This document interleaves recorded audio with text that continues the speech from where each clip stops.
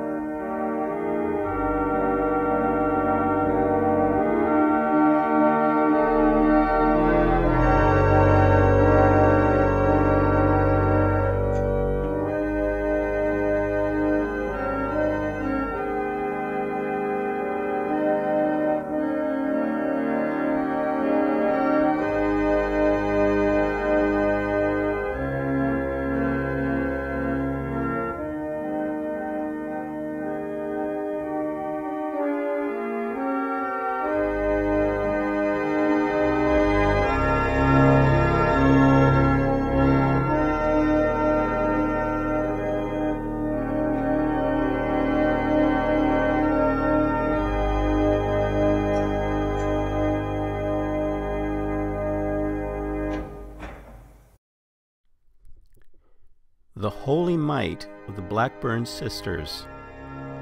Famed Episcopal Bishop William Meade wrote in his book, Old Churches, Ministers, and Families of Virginia, "The first fruits of my ministry in Alexandria were very dear to me, and they were the old Mrs. Blackburn and her 4 granddaughters, Jane, Polly, Christian, and Judy Blackburn. 2 of them, Jane and Polly, married nephews of Judge Washington and settled in Jefferson County, One of them, Judy, married Mr. Gustavus Alexander of King George's County, and the fourth, Christian, died unmarried. The Blackburn sisters, mostly based in Jefferson County, were a financial and organizing force to the American Colonization Society, wrote historians Marie Tyler-McGraw and Jane Ailes. The first wave of emigration of freed enslaved persons from Jefferson County to Liberia was driven by a kinship network of evangelical gentry women in the Washington and Blackburn families, living in Charlestown in southern Jefferson County. For them, religious values and attachment to certain slave families were the primary motivators. Christian Blackburn was 38 years old in 1830 and probably lived at one time before 1850 at a house and land owned by her family near Reuben in Jefferson County and the Clark County line. She led the effort of her sisters and recruited other Washington households, especially that of Samuel Walter Washington, the grandson of a brother of George Washington, and his wife Louisa, who lived at Harewood. Now, Christian Blackburn was a very religious lady, along with her sisters, and they were a part of the American Colonization Society that decided that it was a good idea to send blacks back to Africa, set up a colony for them, and furnish their initial needs until they were settled and were able to take care of themselves, mainly because they felt that blacks emancipating blacks in America would not afford them the liberty that they so desired and that they felt was good for the blacks of the day.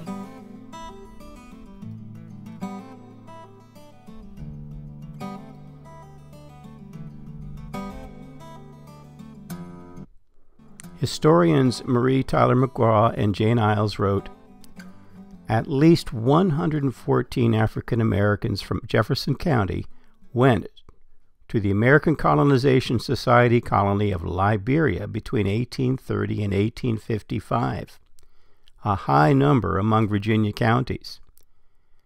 The ACS was founded in Washington, D.C. in late 1816, primarily by Upper South politicians and clergymen from both North and South. They sought to find a colony outside the United States where American free blacks could emigrate. Liberia, on the west coast of Africa, became that colony. Motives were mixed among the founders. Some wished to rid the United States of free blacks entirely, leaving only slaves. Others hoped that creation of an American-style republic in Liberia would lead to a general manumission.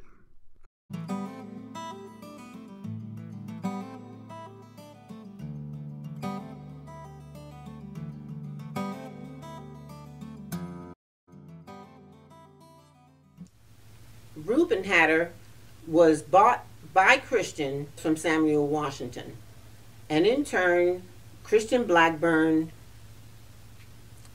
emancipated Reuben and his wife Elizabeth on the condition that they go to Liberia. Reuben Hatter was raised and trained to be a houseman. Christian Blackburn owned his wife Elizabeth, and she trained her up to be a teacher, all with the idea that one day she would emancipate her and given her a skill in which to take care of herself. Freedom, then Liberia.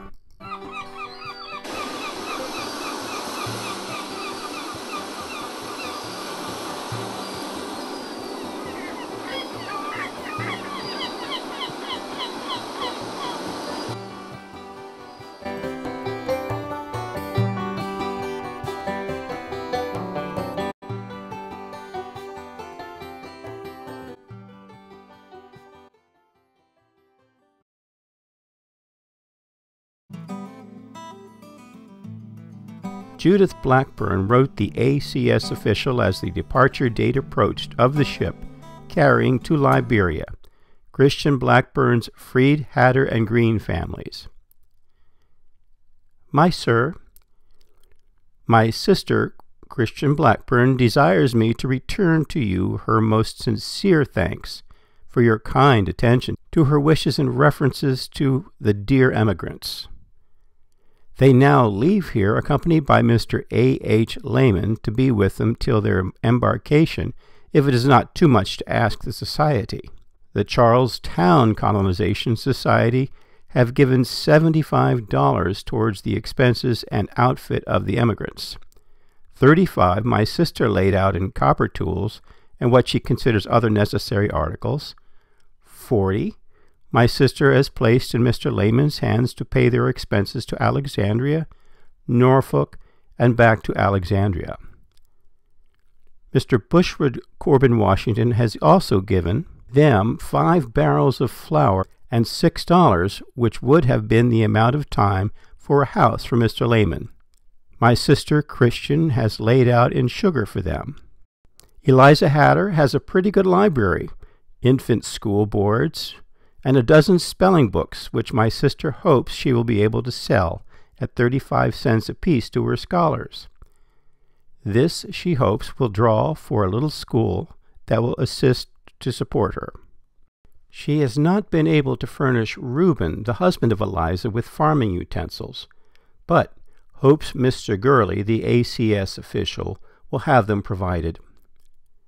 Nor has she been able to purchase wagon-making tools for Thomas Johnston, the youth whom she wishes bound to Liberia to finish his trade. Louisa Clemson Washington, wife of Dr. Samuel Walter Washington, provided the clothing and part of the outfit worn by Reuben Hatter, whom she knew well in the years he served her household at Harewood. On October 20, 1830, at dockside at Norfolk, Virginia harbor, the schooner Carolinian set sail for Liberia across the great ocean.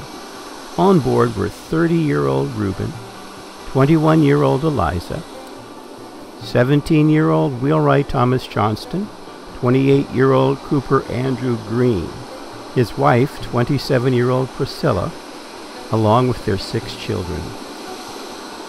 The only person from Jefferson County on board that Christian Blackburn did not emancipate was 55-year-old Lydia Carroll, freed by Bushrod Corbin Washington of Charlestown 2 months earlier. He was married at that time to one of the 4 Blackburn sisters, Anna Maria Thomasina, who was called Polly. Reuben, during that trip, found that the sea was the love of his life, actually, and he gained his sea legs on that journey. When they got to Monrovia, he set up Elizabeth in a nice house on a nice lot with trees, and all of this has been recorded in her letters back to her mistress, Christian Blackburn, and her sisters. Christian, who never married, felt deeply about the Hatters' fortunes after she emancipated them and fretted when she didn't hear from them. Her sister Judith pressed the ACS officials in March 1831 to forward any news from the Hatters as promptly as possible to Christian.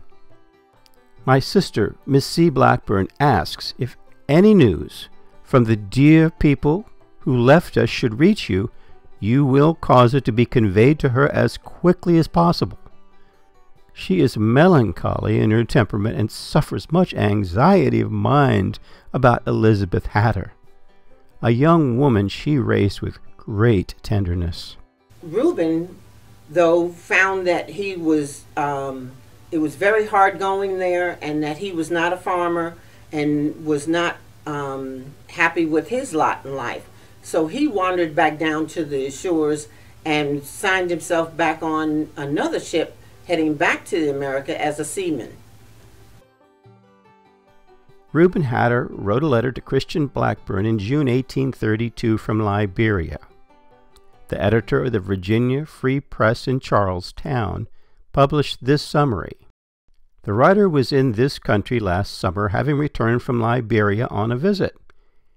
He seems to be much pleased with his location and speaks in encouraging terms to his free-colored friends. He says, "Tell those young men, for God's sake, to come into a country where they can hold their heads up." The feeling of satisfaction manifested in the letter seems to be genuine. Now, this went on for 6 years, where Reuben sailed the seas back and forth from America to Liberia. A month later that same summer, Eliza Hatter enthusiastically answered a letter from Christian Blackburn. "Dear Mistress, you know not what pleasure it gives me to receive a letter from you, and such kind, affectionate letters. My dear friend, how shall I ever repay your kindness? You write to know what sort of a house we have. Our house has one front room, a shed room, and one above stairs. When Mr. Hatter returns, he intends to build a stone house. Our lot is in a very pretty part of town, and I have a great many very pretty trees growing in it. I send you by Mr. Hatter some tortoise shell and a little ivory tooth and some shells to Miss and Miss. Give my love to them, and tell them I wish they had such a sweet beach to take their morning and evening walks on as we have been.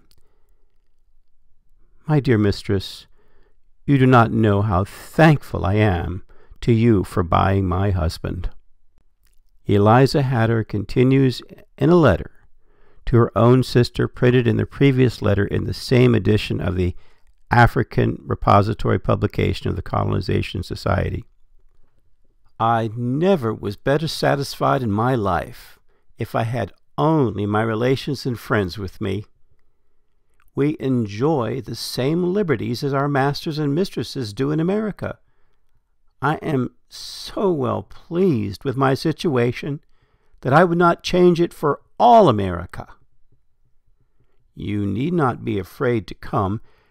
Every person has to see trouble and inconvenience at first in a new country. I have seen almost as much trouble as any person, and I know I am satisfied. I get a great deal of work to do. I keep a girl 10 years old for her board and clothes. I have taught her to read and sew, and she helps me in cooking and cleaning.